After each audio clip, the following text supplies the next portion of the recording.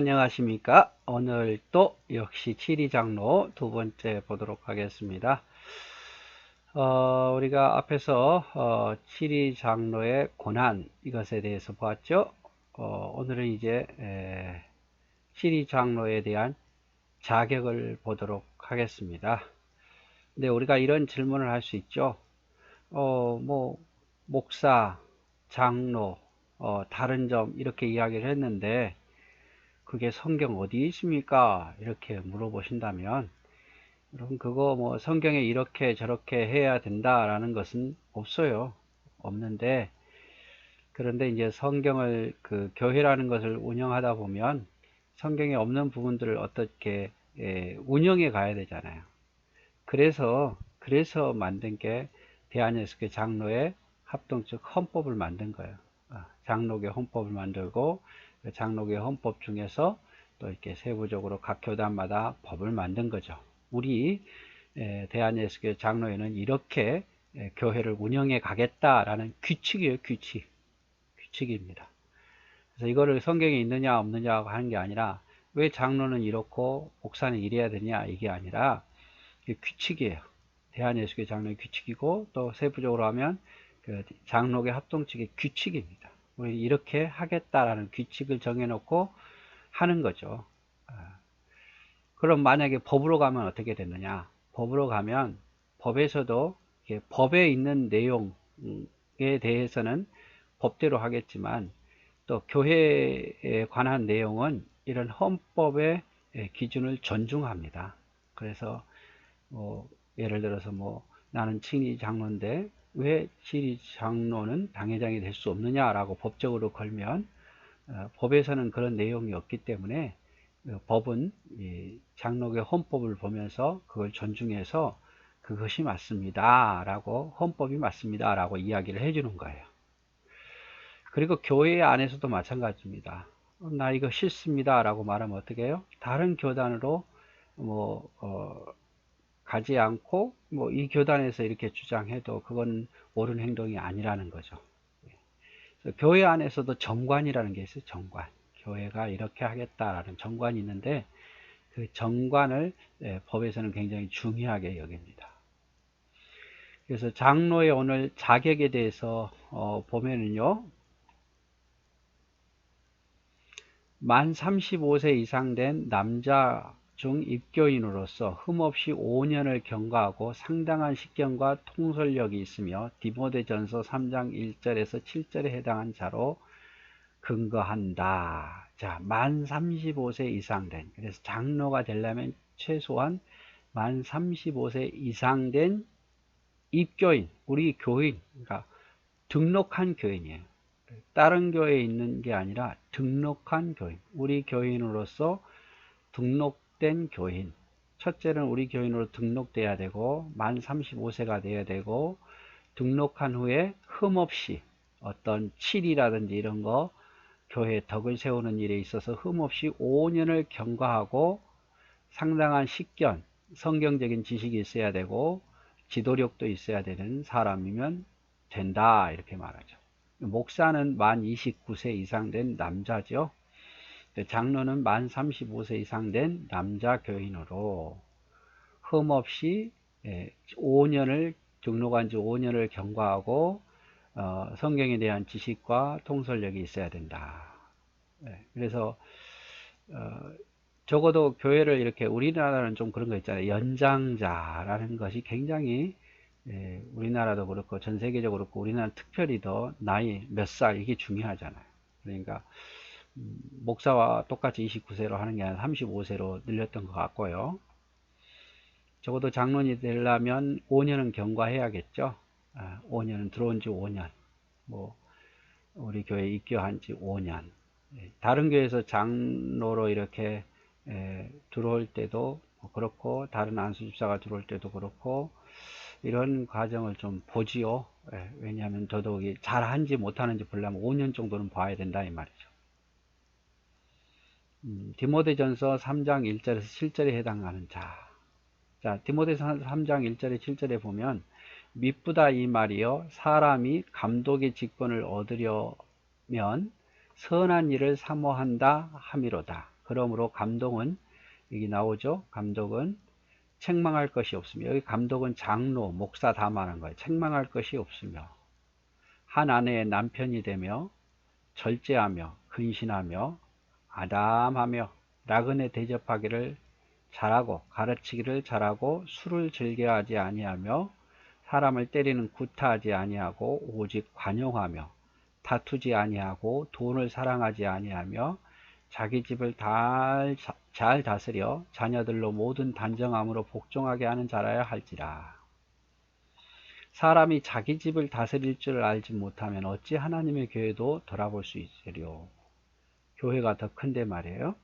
새로 입교한 자도 말지니 교만하여져서 마귀를 정죄하는 그 정죄에 빠질까 하며 또한 외인에게도 선한 증거를 얻은 자라야 할지니 비방과 마귀의 올무에 빠질까 염려함이라.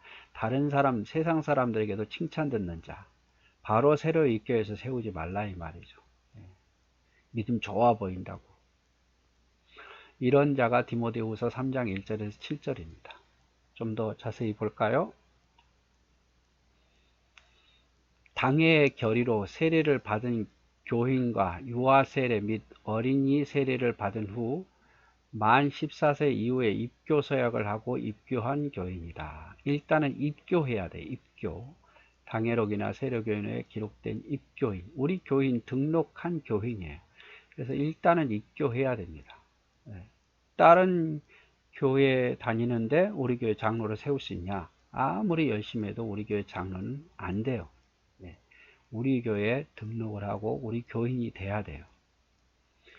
또 두 번째, 입교 5년이 돼야 됩니다. 권징절의 5장 35조에 의해 처벌받지 아니하고 어떤 교회에 처벌 내용이 없는, 다른 교회에서나 처벌 내용이 없는 신앙과 덕행이 인정되는 자이며 보훈교단에 속한 해당 교회에서 5년, 무흠 5년을 의미한다.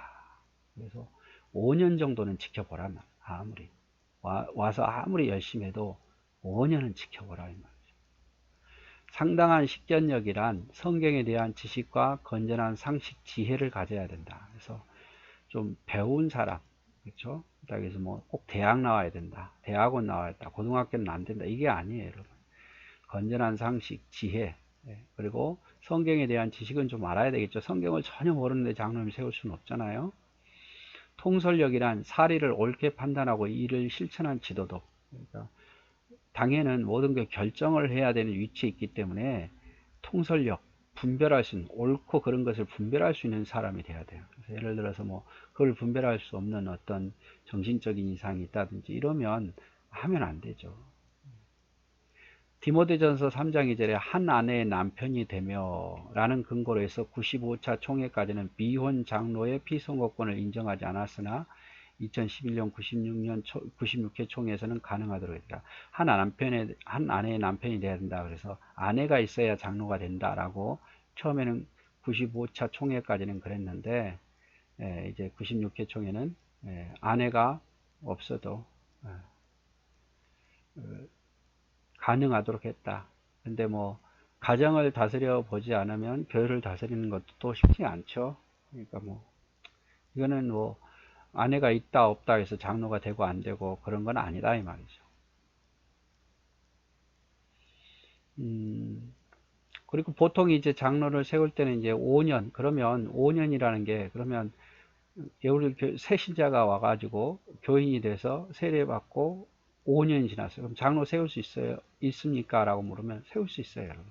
서리 집사에서 바로 장로를 세울 수도 있어요. 그냥 평신도에서도 장로 세울 수 있어요. 하지만 그렇게 많이 안 하죠. 그냥 최대한 신중해야 되기 때문에 보통 오면 세례받고 입교인이 되잖아요. 세례받고 거기서부터 5년이니까 입교인이 되면 나중에 뭐 권찰이라든 집사가 되고 서리 집사가, 그러다가 좀 시간이 지나서 안수 집사가 되고 또 안수 집사가 좀 지나서 장로가 되고 이런 단계를 거쳐 가죠.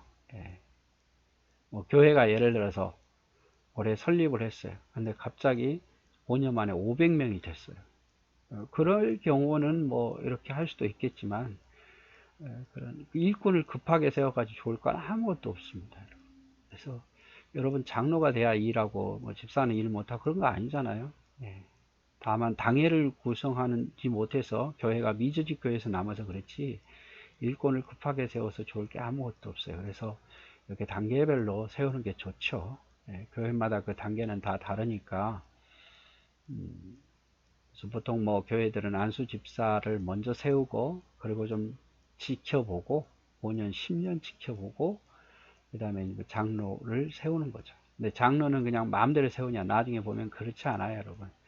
장로도 또 이거 인원수가 있어야 돼요. 인원수가 세례교인 25명이 있어야 한 명 세우는 거예요. 2명 세울 때는 최소한 50명이에요.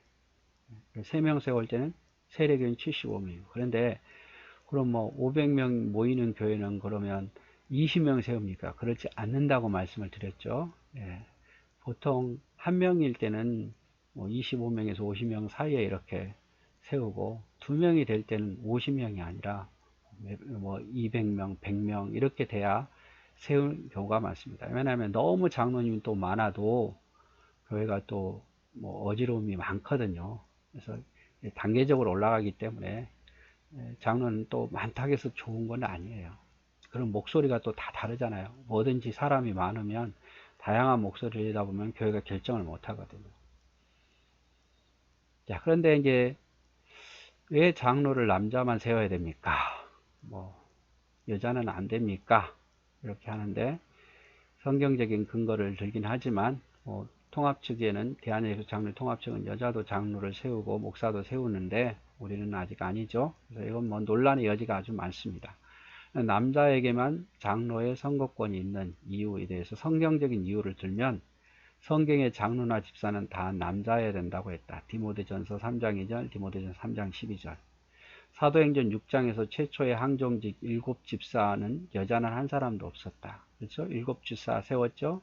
집사도 여자가 없었어요. 여자의 머리는 남자예요. 남자의 머리는 그리스도예요. 그리스도의 머리는 하나님이다 라고 고린도전서 11장 13절에 보니까 여자가 남자 위에 서서 다스리는 건 옳지 않다 이렇게 본 거죠. 여자는 가르치는 것과 남자를 주관하는 권이 없다. 디모데전서 2장 11절 12절.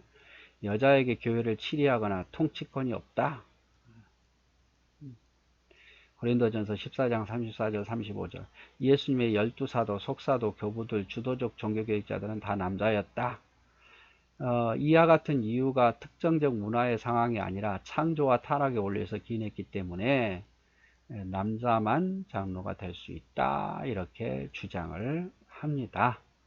그런데 반발도 아주 많아요. 그러면 여자 선생님이 남자아이를 가르치는 건 안 됩니까? 하고 있지 않습니까? 그럼 대통령이 여자 되면 안 되는 겁니까? 하고 있지 않습니까? 뭐 이렇게 하면서 시대가 지금 여성 권위가 높아졌기 때문에 시대로 보면 여자도 장로가 될 수 있고 목사가 될 수 있는 게 맞는 것 같지만 또 성경을 보면 그렇지 않기 때문에 제가 뭐 여기서 이렇다 저렇다 제 개인적인 이야기는 할 수는 없는 거고 일단 우리 대한예수 장로회 합동측 헌법에는 이렇게 돼 있어요. 이거를 이제 고치려면 헌법이 이제 수정이 들어가야 돼요. 전 건국교회 3분의 2 이상이 찬성을 해야 되거든요. 수정이 들어가기 전에는 지금도 이제 수정하자 이렇게 계속 나옵니다. 총회에서. 그런 것만 여러분 기억해 주시고 여기에서 뭐 조금 변화되어 가는 과정이 아닌가라고 생각은 해봅니다. 예, 오늘 여기까지 보도록 하겠습니다. 사랑하고 축복합니다.